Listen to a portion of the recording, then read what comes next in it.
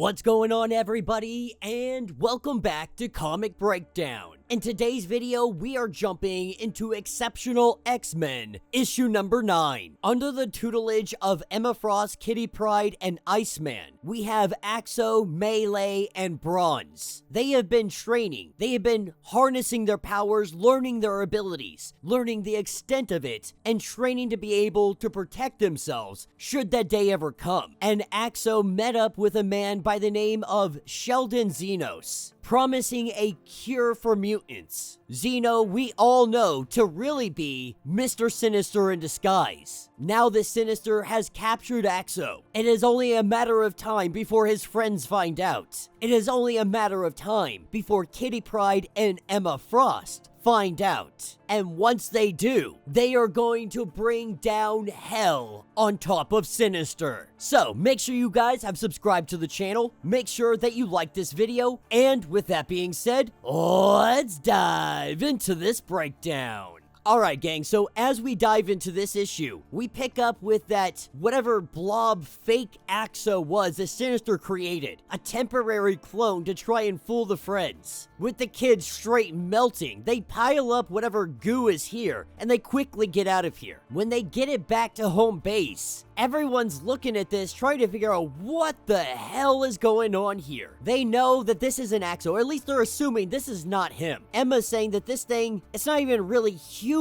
The signature is all over the place. A sketch or vague outline of what should be a person, like a really bad carbon copy. Bobby thinks that maybe this is linked to the resurrection-linked degenerative sickness. We all know that resurrection on Krakoa means it's possible something happened with your genes. But Axo was never resurrected on Krakoa, which means this isn't that. It doesn't take long for them to figure out what's going on here. Sheldon Xenos, SX, Essex, Mr. Sinister has Alex. Kitty Pryde is pissed. We see her suit up, Emma Frost getting suited up, Bobby getting iced out, telling the kids that they need to stay behind. We see them take off, but sometime later, the kids bored out of their mind, training, waiting to find out what's going on. That's when Bobby shows up, and Bobby is telling them, we gotta go. I don't have time to explain, the others sent me to come get you. Let's get the hell out of here and let's go now. Meanwhile, we pick up with Kitty Pryde and the others, Bobby being here in this moment. They show up to see Sinister has Alex tied up. Now, obviously, our X-Men, they waste no time going in. Sinister trying to take Bobby down first, but his tactics don't work great considering you have Emma Frost here. Bobby freezing him in place. They try to figure out how to get Alex out of this machine without hurting his consciousness. While they're trying to figure out this machine, this is when the other kids show up, and Kitty and Emma are trying to figure out what the hell are you doing here? This is when they see the other Bobby, Bobby Drake, man of the magical ice decoys. Sinister tells them that you are the one that got away, except with a few carefully preserved shards. He wasn't. Sinister created his own wannabe Bobby Drake. So now it is Iceman versus Iceman. With the girls being frozen in place, Iceman versus Iceman. Kitty is trying to work on the computers while Emma Frost, she's handling Sinister, being able to break Alex out of this machine. We see Bobby reach into the ice clone and he explodes him from the inside. This is when Bobby turns his attention to Sinister, grabbing Bobby by the throat. Sinister's curious. These precious new little mutants, so fresh for probing. He wonders what gifts of theirs can he make gifts of his. And Kitty Pryde, she wanted something better for these kids, never wanted them in a position that they had to fight for their lives. But more than that, she didn't want to be here again, powerless, watching people who she trusted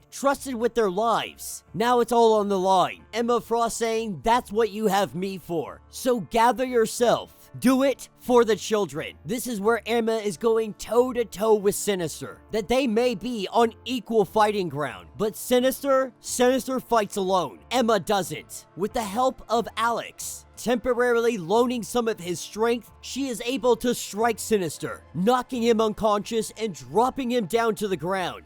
But in doing so, Emma becomes dizzy, she becomes lightheaded, and then Emma Frost passes out. That is where this issue will will end.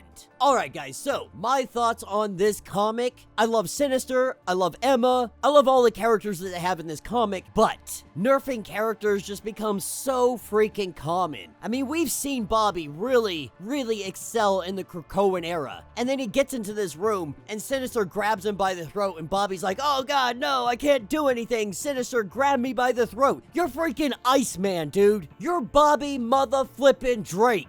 What are you telling me? Sinister grabs you by the throat and you flail your legs like you can't do anything. I don't buy it. But for the sake of the story, whatever, okay? For the sake of the story, Bobby loses to Sinister. He gets beaten up like a rag doll, so be it. I'm more interested in what happened to Emma. Emma going toe-to-toe with Sinister. Both of them knocked unconscious. Issue number 10 looks like it's going to be taking us down into the mind of Sinister. Emma Frost somehow finding herself in there through that attack. Emma Frost is going to have to find her way out of Sinister's mind, of the nightmarish land that is. All in all, though, I felt like this comic was relatively quick. It felt like it's pushing the story too hard. It's trying too hard to go back to those OG roots of like, oh no, Sinister's a bad guy. He shows up, we beat him, he gets away. Tune in next week to see if Sinister returns kind of thing. Like, that's why I love the Krakoan era. It took all of that and flipped it on its head. It's no more like, oh, the X-Men are fighting the Brotherhood of Evil again. Those get so old. Now, it can be fun. It can be entertaining. It can be very nostalgic to go back to those moments and be like, man, this was a great comic. It was a lot of fun seeing this fight. But after we have grown so much of the Krakoan era, it is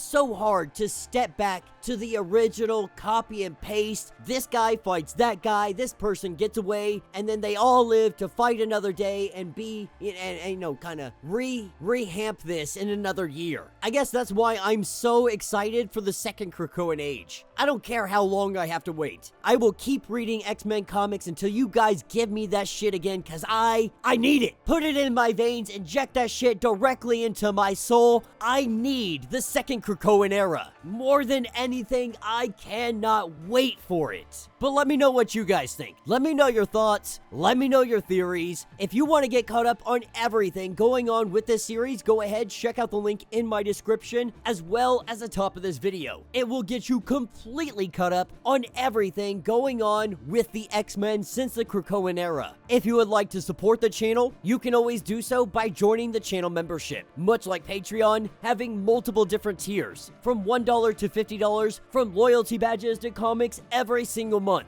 Not only are you helping out the channel tremendously, you are getting tons of perks in the process. Now, if you're unable to do this, do me a favor, subscribe to the channel, like this video, hit that notification bell, and with that being said, until the next breakdown.